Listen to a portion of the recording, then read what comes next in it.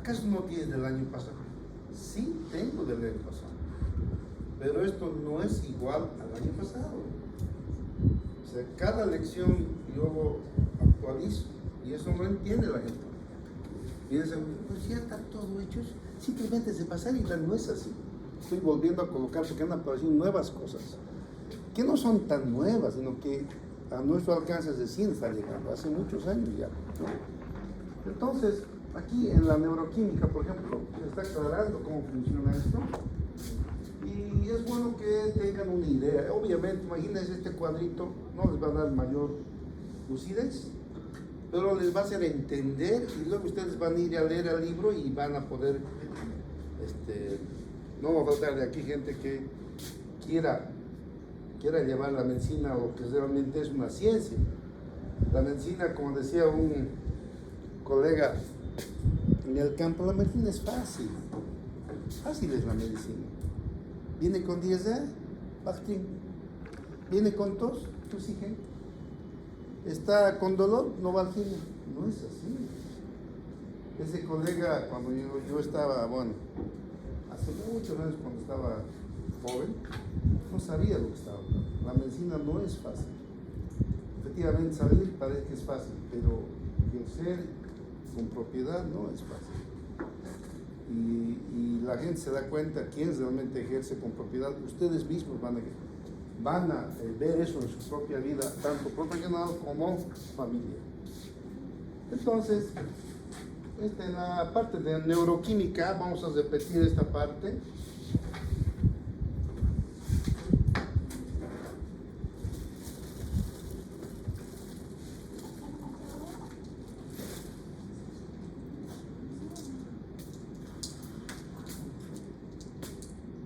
Aquí están los dos, ¿no es cierto? Hemos visto, atiendan por favor, y esto obviamente que van a hacer el examen.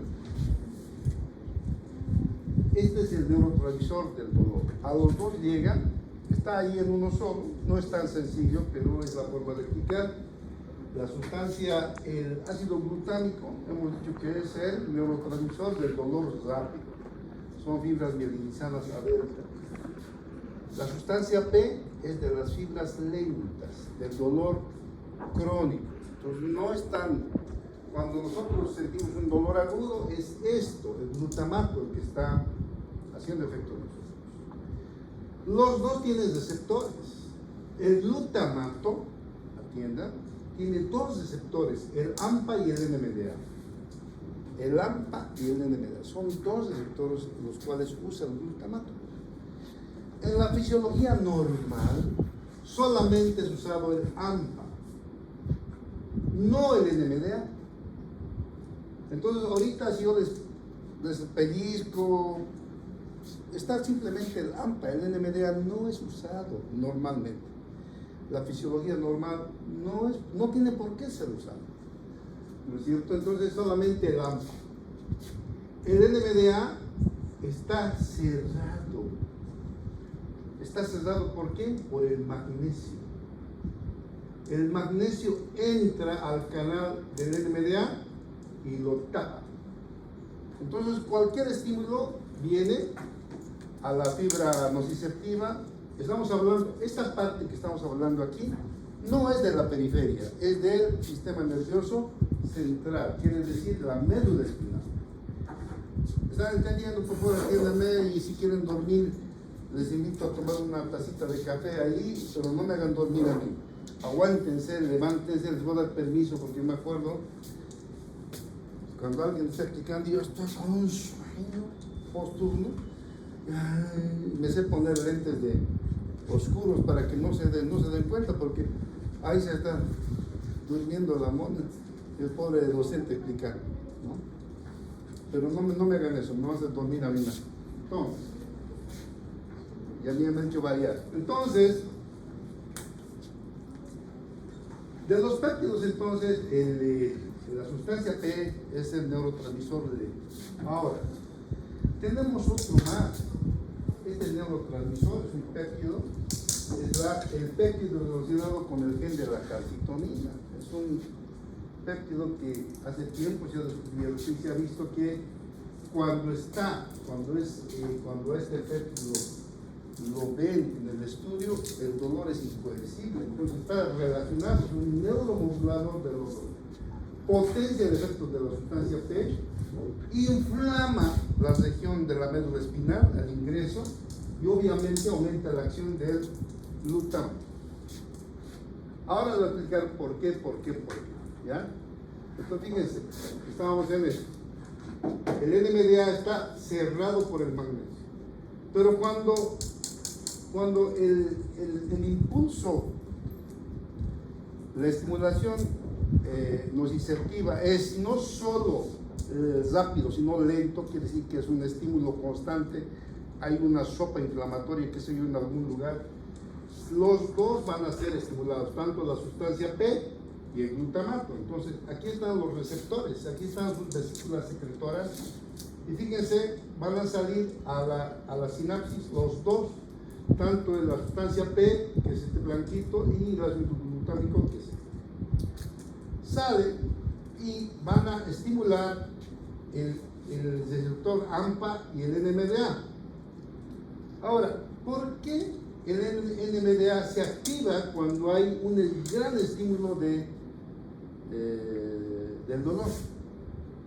Había muchas, y he estado estudiando hasta ayer, por eso me gusta la docencia, porque uno lee, porque para poder darles a ustedes algo cocinadito, tengo que yo primero entender. Si no entiendo yo, ¿qué les voy a dar a ustedes? Nada. Por eso toda vez que me dicen, ¿pero qué haces? Que son tipos bien... Entonces, fíjense, aquí se ha activado el NMDA más y también el AMPA. Entonces aquí se han activado dos. Entonces los estudios que no son tan nuevos, pero que lo tengo yo en el libro, son estos. Fíjense, les he traído esta diapositiva, no he encontrado otra mejor. Cuando hay un estímulo normal del dolor, se activa el glutámico. El glutámico va a la AMPA, este es AMPA. Entonces hay estímulo. Pero estos puntitos que ven aquí del NMDA está cerrando los canales. Este puntito es magnesio. El magnesio está cerrando los canales. Por eso en un dolor normal, que no tiene hiperalgesia, que no es un dolor aumentado, usted es un pinchazo, solamente funciona el AMPA, no el NMDA, porque está cerrado, inactivado, por decir. No inactivado, está cerrado, está bloqueado por el magnesio. Entonces, esto sucede normalmente. Ahora, ¿por qué? Y aquí les hacer los dibujitos para que entiendan cómo se activa el otro, el NMDA. Sucede que el magnesio tiene relación con el estímulo porque el magnesio que está en el eje, aquí está el magnesio, va a entrar al receptor NMDA y lo va a obstaculizar de tal manera que solamente vamos a activar los receptores AMPA y el NMDA no va a ser activado, solamente con dolores peores. Entonces, ¿por qué el magnesio entra y lo tapa aquí? Porque hay hiperpolarización. Se ha demostrado que el magnesio, cuando la célula baja de menos 90 a menos 80, menos 70, entonces el magnesio entra al canal del NMDA y lo obstaculiza, de tal manera que cuando hay hiperpolarización de la neurona, estamos hablando de la médula espinal, solamente el AMPA funciona, el NMDA está cerrado. Entonces aquí estoy explicando, bla, bla, bla, ¿no?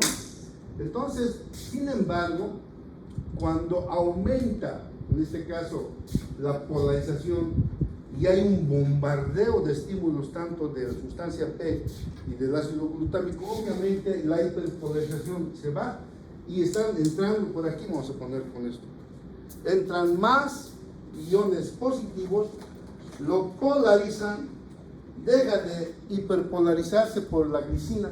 ¿Quién es la que hiperpolariza, modula a nivel medular? La neurona glicinérgica. La neurona glicinérgica está estimulando la entrada de cloro, hiperpolariza y no deja nunca que la neurona del sistema nervioso central esté polarizada, sino que siempre esté con un bajo. ¿Para qué? Con este bajo hiperpolarización, con un bajo voltaje, el magnesio va a cerrar, por tanto, el dolor siempre va a ser rápido y lento, rápido y no va a durar gran cosa. Pero cuando hay aquí tenemos otro receptor, por decir, hay un montón de estímulos y entra el estímulo por aquí, entonces, ¿qué va a pasar? El estímulo ¿qué es? Sodio y calcio. Ese estímulo, ¿qué va a pasar? Va a ir y va a polarizar, ya no va a haber hiperpolarización. Por otra parte, allá también a la neurona glicinérica se inhibe. Entonces, al polarizarse, el magnesio se sale. Una vez que se sale el magnesio, entonces tenemos ya dos, el AMPA, ¿no es cierto? El AMPA y el NMDA. Los dos, entonces por aquí entran los estímulos que hacen gritar a la persona. El estímulo solamente por AMPA, nada más. Pero el estímulo por los dos, entonces sucede un dolor para gritar. Eso sucede siempre en casos de accidentes, en casos de enfermedades, en casos de problemas. Aquí está explicadito en 6 líneas lo que estoy hablando, ¿ya? Pero aquí estoy poniendo el cuadrito para que ustedes, que cuando entran muchos estímulos, deja de hiperpolarizarse la neurona glicinérica inhibida, entonces se polariza, esto sube y el magnesio es desplazado. Y entonces está abierta la puerta y se despolariza fácilmente el AMPA y el NMDA. Entonces son dolores incoercibles. Y ahí viene lo que llamamos sensibilización central. Entonces yo tengo este otro dibujo que espero me estén entendiendo. Fíjense.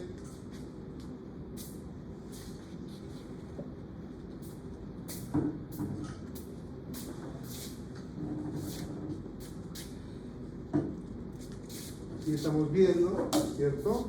Solamente el AMPA. Pero cuando hay estímulos persistentes, son no solamente de ácido glutámico, sino también de sustancia P, o sea, lento y rápido, es un dolor constante.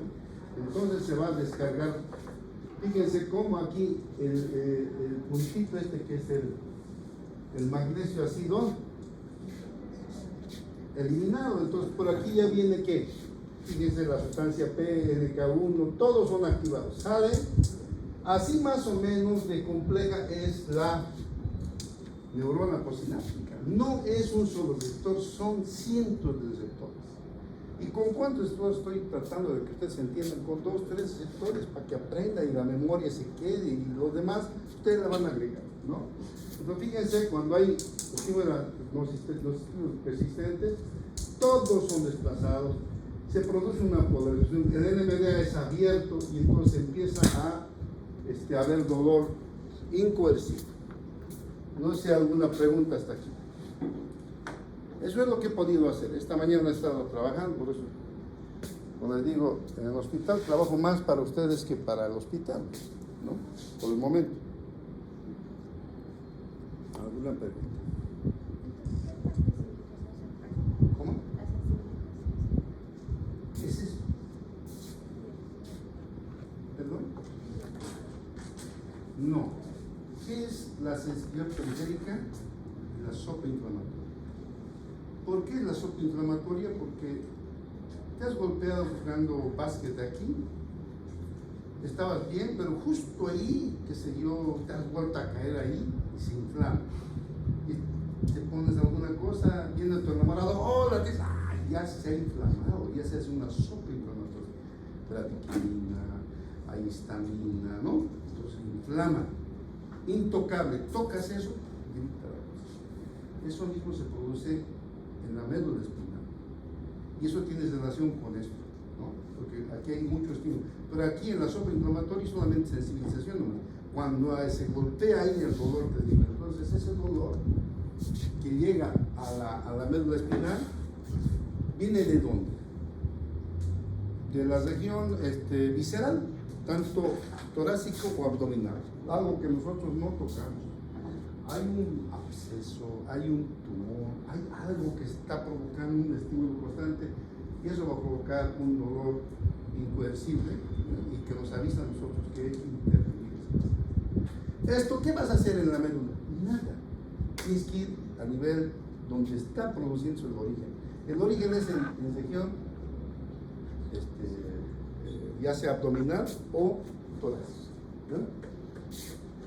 No sé, alguna pregunta de esto. ¿Alguna pregunta? Lo he hecho sencillo, creo que está entendido, ¿no? Cualquier cosa levantan, no entiendo esto, pero el libro, ustedes vayan al libro, está AMPA, está NMDA, está todo en el guide. Sin embargo, esta parte de que el NMDA se activa cuando aumenta la polaridad no está, esto no está. Pero eso está en los estudios nuevos, que no es tan nuevo, ya de unos 10 años atrás, pero que recién llegan a nuestras manos. ¿Ya? Entonces, ¿está entendido? Ya. Entonces, habiendo entendido esto, vamos a pasar a esto. Entiéndanme, por favor. Aquí no se ve nada. Fíjense, el dolor llega al cerebro y aquí tenemos la corteza motora y somatosensitiva. Ya, sensitiva.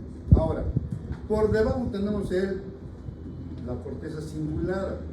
Se ha demostrado que la corteza cingulada es la que está en contacto con la corteza frontal y tiene directa relación con el control del dolor. O sea, nosotros, los estímulos llegan a la corteza somatosensitiva, que está aquí, dentro de la motora, ¿no? Y la cingulada que está, tiene relación con la corteza frontal, y uno con la corteza frontal, esa relación directa, controla la respuesta del dolor de la corteza sensitiva.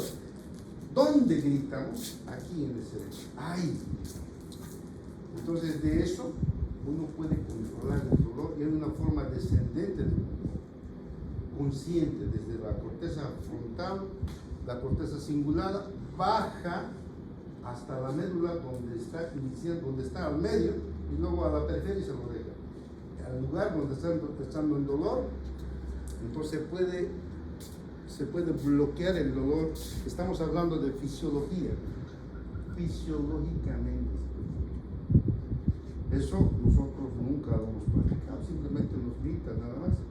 Pero ahorita están haciendo estudios que uno tiene control sobre el dolor. Cuando uno, por ejemplo, cuando estos tipos saben más de aquí, grandote, cuando uno está peleando no se da cuenta del dolor. ¿Qué pasa? Nosotros, el tálamo está derivando el dolor a otras partes, simplemente nosotros queremos eliminarlo al individuo, nada más. Y él nos pega y no nos sentimos dolor. Peor, supongamos que a tu hijito te lo han hecho algo, te lo han maltratado y uno, no, a este lo voy a majar. El otro te puede estar dando, a no ser que te dé un tiro, lo vas a hacer pedazos porque no te duele. De la corteza cingulada tiene control con el tálamo, la médula espinal, hasta el ingreso del dolor, porque y eso todos los que han peleado, los que han tenido ese estrés, han sentido, ¿no? Y eso está en los libros de fisiopatología, está eso no es nada nuevo. Y eso vamos a ver cómo es que se produce. Hay un control descendente de la corteza hacia el tálamo y hacia la médula espinal. Entonces se llama el control. Vamos a ver, fíjense, aquí está. Bueno, me voy a saltar un segundito, espérenme. Esto vamos a ver, esto lo hemos visto con ustedes, pero donde yo voy es aquí.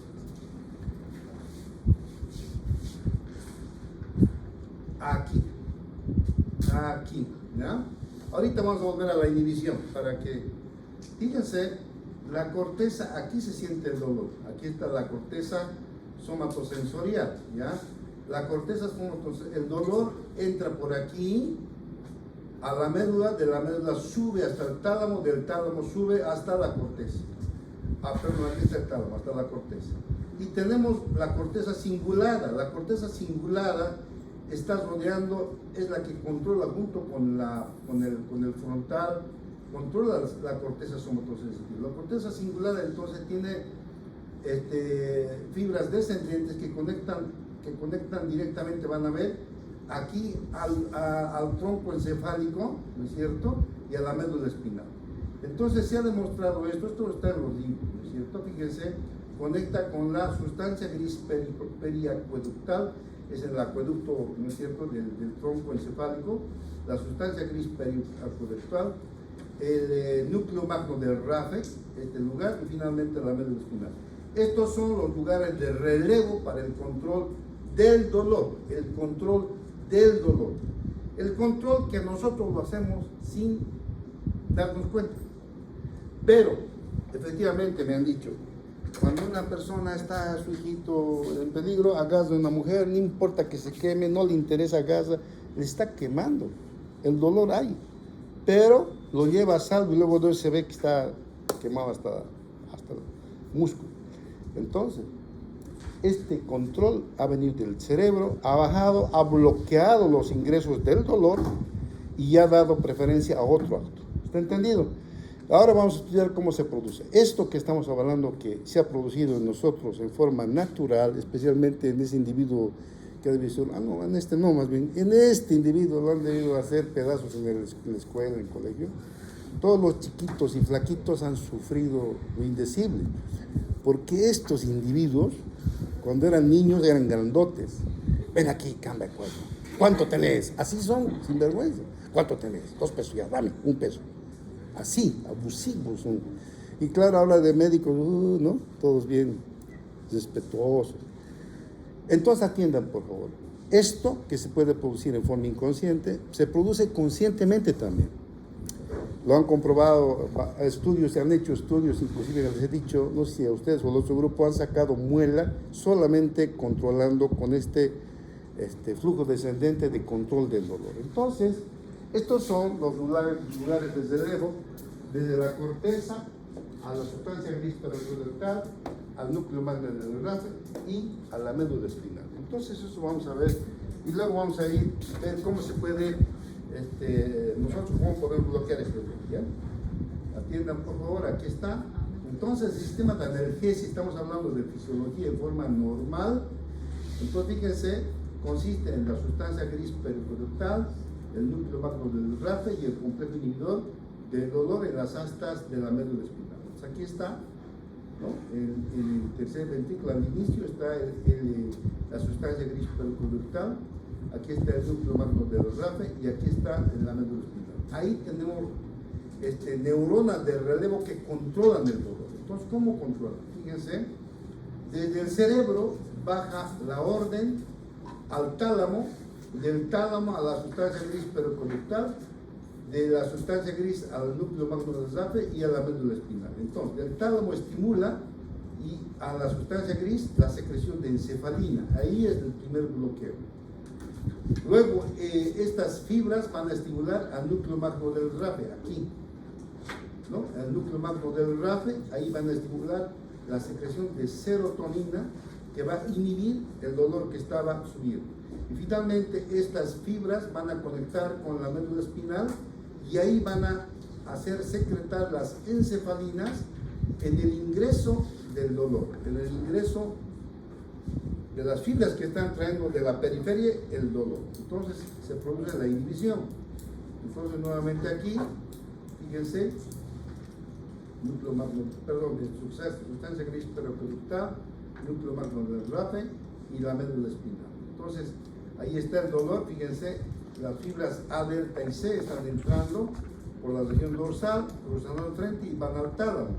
Entonces cuando están entrando, fíjense, cuando las células nociceptivas están entrando a la médula, en la médula, en el contacto, en el relevo que tienen para ir al frente y hasta el tálamo, tenemos células secretoras de opioides. Estas células secretoras de opioides se llaman las interneuronas que secretan encefalina. Entonces, fíjense, aquí tenemos, ¿no es cierto? Ahí está la interneurona con receptores opiáceos. Entonces, cuando viene el dolor, entra por la región dorsal al asta posterior y se conecta y sube al cerebro. Pero nosotros tenemos un sistema descendente que viene de la sustancia gris al núcleo magno y del núcleo magno al asta dorsal. En el asta dorsal se estimulan estas neuronas que tienen opiáceos, en este caso encefalinas. Estimulan ¿para qué? Para que van a bloquear tanto el ingreso y van a bloquear la salida. En la neurona presináptica y en la postsináptica los opiáceos van a bloquear el dolor y ya no sube al cerebro, sino que se queda ahí. ¿Está entendido? Es el sistema descendente de control del dolor, llamado antes sistema de compuerta. ¿Quién no ha entendido? Levante la mano. ¿Quién no ha entendido? Entonces, este sistema es, todos los hemos vivido, ¿no es cierto? Y se produce un bloqueo de la transmisión del dolor. Esto hemos visto ya con ustedes, ¿no ven? Esto hemos visto también con ustedes, ¿no? La anterior clase. Esto hemos visto, ¿no? Esto ya todos hemos visto que funciona, porque nosotros con las fibras del tacto vamos a estimular estas mismas neuronas encefalinéricas interneuronas que hay en la médula. Entonces, cuando uno se golpea, se frota, el dolor está entrando y al frotarnos nosotros el tacto ahí, grosero, vamos a estimular a las fibras encefalinéricas y va a inhibirse el dolor. Y eso funciona también. Entonces, es lo más sencillo de explicar, digamos, en este sentido. ¿Alguna pregunta? Voy a pasar ahora cómo se bloquea. ¿Está bien? Ya, pasemos. Vamos a ver ahora cómo se bloquea. Estábamos aquí. Fíjense, ¿cómo podemos inhibir los nociceptores? La forma de inhibir los nociceptores es, hemos hablado con ustedes también al principio, en su ingreso del dolor. Cuando hay una lesión aquí, nosotros podemos poner aquí anestésicos. Nosotros para curar esto le metemos aquí su lidocaína y directamente vamos a cesar los canales de sodio y ya no hay despoblación, por tanto el origen está anestesiado, pero es solamente en tanto separamos, porque después igual va a haber, entonces hay que darle analgésicos orales. La otra forma es con los AINES entonces, ¿no? Los AINES, que son los antiinflamatorios no esteroideos, van a inhibir la COX-2, ¿no ven? Entonces a partir de la lesión de la célula se produce mediante la fosfolipasa, ¿no es cierto? Se produce ácido araquidónico. Entonces nosotros con el AINE vamos a inhibir la formación de la prostaglandina. Por tanto no hay inflamación y vamos a inhibir los disruptores celulares. Esta es la forma más sencilla de inhibir a nivel periférico. Con esto inhibimos la sopa inflamatoria, porque la sopa ¿de dónde viene? De aquí viene, ¿no? De la lesión de en este caso lesión celular, pero también viene de aquí, porque cuando se estimula a nivel local, tenemos células, las células cebadas, los polimorfos, se van a degranular y van a inflamar, y es peor. Entonces los dos se puede hacer. Por una parte hacemos la lidocaína, lo colocamos, lo vamos a suturar, y por otra parte le damos AINES. Entonces aquí llega poco o nada y el paciente no grita ni nada, simplemente está ahí y tranquilo. ¿Cuántas veces hemos ha habido lesiones con heridas grandes? Se pone anestesia local, hacemos esta parte y le damos sus AINES. Entonces los dos lados, tanto local, estamos inhibiendo el origen de los potenciales dolorosos, pero también estamos impidiendo la COX-2, que es la que produce inflamación, o sea, produciendo la prostaglandina, todos los mediadores, bueno, no todo, gran parte de los mediadores. ¿Alguna pregunta hasta aquí? ¿Entendido? Ya. Fíjense esta otra forma. La inhibición de los nociceptores más potente es mediante los opioides. Los opioides, nosotros tenemos, desde que yo he estudiado medicina ya había opioides, pero se está mejorando. Ese maldito Fentanil se ha inventado hace 10 años nomás, un poquito antes, 15 creo. No había, ahora hay peores todavía, mucho más potentes, ¿cierto? Opioides. ¿Por qué es tan potente ese opioide? ¿Por qué? Porque va al origen. ¿Dónde va? El opioide va al cerebro. Hemos visto que en la región periconectal del cerebro se estimulan, tenemos ahí inicia la parte descendente. El opioide va a la corteza somatosensitiva y va al tálamo, todo, se disemina por todo el cerebro, entonces va a bloquear todos los receptores del dolor. Uno le coloca en vena, llega allá y no hay dolor. Uno puede estar gritando y le colocan, y junto con eso queda tranquilidad, porque vamos a ver lo que estimula. No solo inhibe el dolor, el opioide, sino que estimula también la sensación de bienestar, de placer incluso. Y eso es lo que provoca la adicción secundaria. ¿Alguna pregunta hasta aquí? Entonces, fíjense, vamos a ver cómo inhiben los opioides. ¿Cuál es la forma de la inhibición de los opioides? Bueno, fíjense. ¿Es igual que el bicolito? ¿Perdón? No, el bicolino es un opioide de segunda. Estos son endovenosos. Atiendan, por favor. Fíjense, tenemos la forma de inhibir los dos receptores. Primero es el ácido gamma-aminobutírico, el GABA. Esto no es opioide. Este GABA-aminobutírico está diseminado en la médula espinal, pero también en el sistema, bueno, en el cerebro. Entonces, fíjense, va a ir a activar a la neurona postsináptica, abriendo los canales de cloro, le hiperpolariza. Entonces, viene por aquí el estímulo y aquí está la neurona GABAérgica, mete el cloro, lo hiperpolariza y el estímulo ya no pasa. Es la forma de actuar del ácido GABA-aminobutírico. En cambio, la glicina, fíjense, la glicina está también en la médula espinal. Estamos hablando de todo fisiológico, ¿no? Fíjense, la glicina abre los canales de cloro, hiperpolariza. Hay una pulseta entre hiper y despolarización. Normalmente siempre está ganando esta parte, nunca se despolariza. En ustedes lo que está controlando es solamente el receptor AMPA, no el NMDA. Solamente cuando hay sensibilización central se activa el NMDA. Entonces, aquí está actuando más por efecto de la glicina. Ustedes están bien. Ahora, fíjense los opioides. Los opioides naturales que tenemos, a partir del cual se han hecho opioides artificiales, los opioides naturales van a inhibir de tres formas. Inhibición de la actividad de la adenosiclasa. O sea, aquí bien, fíjense, el opioide viene de la célula, atiendan por favor, la célula entra a su receptor y el receptor va a actuar inhibiendo la formación de adenosiclasa, AMP cíclico. El AMP cíclico es el que va a ser un eslabón importante para la formación de ácido glutámico. Entonces, si nosotros inhibimos el neurotransmisor del dolor, lógicamente que ya no hay dolor.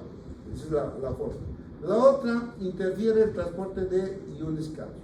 El calcio, para que haya salida del neurotransmisor, tiene que llegar a la membrana presináptica y va a hacer que las vesículas salgan al espacio para la producción del potencial. En este caso se cierran los canales de calcio, por tanto, aunque llegue la señal del dolor, no salen los neurotransmisores. Es la otra forma. Y finalmente, la salida de potasio al líquido extracelular. Entonces, en la neurona postsináptica hace salir el potasio afuera. Y si sale el potasio, ¿cómo es la polarización de la membrana? ¿Cómo es? ¿Más que? ¿Ah? ¿Más que? Más negativa. ¿Eso cómo se llama? Hiperpolarizada. Por tanto, no hay estímulo. Por eso es que el opioide es potente.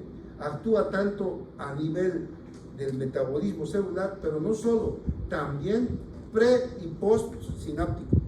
Por eso, colocar morfina era pues la solución. Antes, cuando era la Primera Guerra, Segunda Guerra Mundial, más todavía se ha inventado, se ha sintetizado la morfina. Eso era todo médico de guerra llevaba la morfina. Cuando había una lesión brutal, agarraban morfina y el soldado tranquilamente aguantaba hasta que llegue a su cirugía. Entonces, ahora no, hay mucho mejores medicamentos que a partir del fentanilo, del alfentanilo, del metilfentanilo, miles de millones de fentanilos mejores que el otro, ¿ya? Y más barato, de tal manera que cualquiera de nosotros podría comprar, pero hay una ley que impide por esto de la adicción. Bien, sigamos entonces, atiendan por favor. Entonces, estos son los opioides endógenos. Los opioides endógenos, atiendan por favor, lo tenemos fisiológicamente. Esto no es que nos colocan a nosotros, no, nosotros lo producimos. Entonces tenemos la beta-endorfina, que se forma en el hipotálamo y la hipófisis, las encefalinas y dinorfinas, que son también opiáceos endógenos, en el tallo encefálico y la médula espinal. Algo que Dios ha hecho, ¿para qué? Para protegernos del dolor extremo. Nosotros podemos controlar el dolor porque tenemos opioides endógenos, ¿ya? Entonces, fíjense, en la médula espinal, en el músculo liso intestinal, ya en la periferia, también tenemos nosotros receptores de los opioides. Entonces, estos son los receptores de los opioides. Los receptores mu. Los receptores mu son los que van a quitar el dolor, son los que producen analgesia. Pero también, aparte de dar analgesia, ¿qué dan? Placer, ¿no? Euforia, tranquilidad, paz. Estos receptores mu están relacionados con ¿qué? Con la adicción, el cigarrillo, el alcohol y el sexo. Entonces, estos son los que están. Cuando una persona se droga, ¿qué va a estimular? Los receptores mu. Pero los receptores kappa y delta, que también son receptores opioides naturales que tenemos, también dan en cierta forma el mismo, pero en menor grado. Entonces, fíjense, tenemos los receptores kappa, analgesia espinal, ¿no? Y los receptores delta que dan analgesia espinal. Entonces, estos son menos que los mu. Los mu son los que están relacionados con la adicción. Entonces, aquí están los receptores opioides. Fíjense, los receptores opioides no son receptores, por decir, el joven Ignacio tiene 10 receptores y 10 se va a morir con 10. No, los receptores son funcionales. Si él estimula mayor formación, hace como estos locos, se estimulan para sentir placer, se meten hasta soga. Han visto ustedes en psicopatología, en psiquiatría, van a ver unas alteraciones del cerebro que los tipos le gusta que le huasqueen y sienten placer, ¿ya? Mezclan el placer con la huasca, ¿no? Y eso está bien estudiado, eso es parte de la medicina, van a estudiar ustedes. Entonces, esos tipos, ¿no es cierto? Ahí mezclan los receptores mu, ¿no? También están ahí, que está relacionado con el placer, ¿ya? Cualquier pregunta levanten la mano, ¿ya? Ahora vamos a ver una vez que... les decía que los receptores en ese tipo de pacientes aumenta. Depende del estímulo que le das, disminuye o aumenta. Uno puede tener aumentados receptores mu o puede tener menos, según lo que nosotros dispongamos, según el uso que demos. Entonces podemos tener hasta cierto punto. Pasado un punto ya no hay más. Y una persona quiere más, lo siento mucho, el metabolismo dice suficiente, y ahí es donde viene la intoxicación y la muerte. Eso lo van a ver en patología. Ya, entonces creo que los receptores mu aquí están, el cerebro, aquí están los lugares del hipotálamo, aquí está la corteza, aquí está la sustancia gris, en esta parte del acueducto de Silvio, y ahí está la sustancia gris periacueductal, que es rica en receptores tanto mu, delta y kappa, ¿ya? El sistema de analgesia hemos visto ya, no sé si eso puedo repetir y ya está. Ahora sí, vamos a...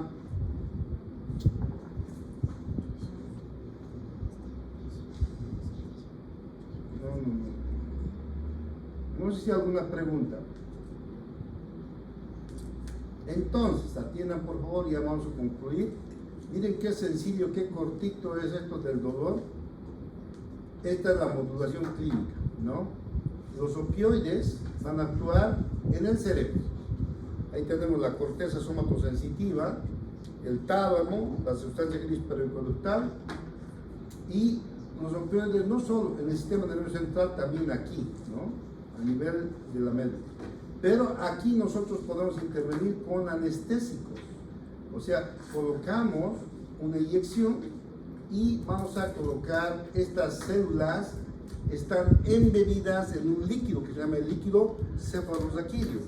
Entonces, las neuronas del asta posterior de la médula, asta anterior, están rodeadas de un líquido que se llama líquido cefalorraquídeo. Entonces nosotros podemos agarrar la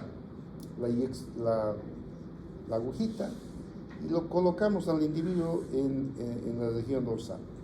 Se entra entre las vértebras, se entra hasta el líquido cefalorraquídeo, se inyecta el anestésico.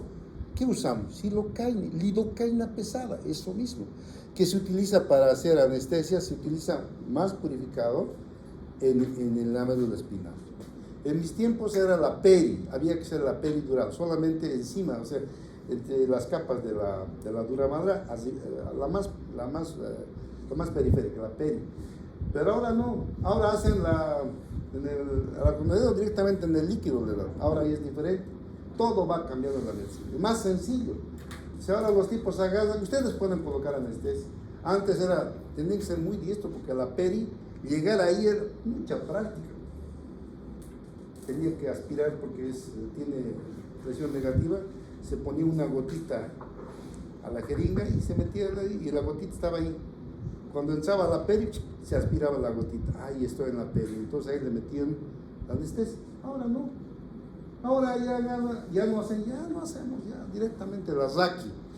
Al líquido directamente. Agarran, ¿qué lugar quiere anestesiar? Si lo colocamos aquí, todos los dos pies van a estar anestesiados. Si queremos las petacudas, las embarazadas, un poco más así. De la región dorsal, un poco. Ahí. Si queremos pecho, entonces también a la región cervical. Entonces, es la mejor forma de llegar a hacer anestesia, ¿ya? Y eso es funcional. Ustedes van a ver ahí, van a practicar y van a ver que ahí tenemos estos lugares donde nosotros podemos usar anestésico local. Opioides sí, también siempre se puede, pero más que todo anestésico, así el individuo está bien. Aquí a nivel periférico se coloca anestésicos locales y antiinflamatorios, porque anestésico local va a impedir el origen del potencial de acción doloroso, cierra los canales de sodio, entonces no se puede potenciar, eso produce la anestesia. Y el AINE ya saben lo que produce, entonces los dos se le da al paciente y hasta ahora siempre ha ido bien. ¿Alguna pregunta de todo esto? Ya, esto va a entrar al examen y tal vez en la práctica, pero quiero bien entendido, bien explicado, como la señorita hacía antes, porque el último un disparate, pero me hacía suspirar la señorita. Unos dibujos hermosos, claritos, más claro que el cielo. Ahora en cambio el último, dije, pero será ella, no es no es ella, y ella había sido, no sé qué pasó. Entonces, espero que esta vez hagan lo mismo, ¿ya? Hagan buen trabajo, y no sé si hay alguna pregunta. Ya, aquí hemos concluido dolor. El día miércoles avanzamos cerebro, igual, concreto y entendible nada más. De la corteza, todo vamos a ver, vamos a tratar de terminar en 3 lecciones. El miércoles, el viernes y el lunes terminamos. Y luego viene médulas, reflejos, y eso va a ser 2, voy a tratar de hacerlo en 2, concreto, y ahí viene el examen, ¿ya? Listo, jóvenes, nos vemos. Ha sido un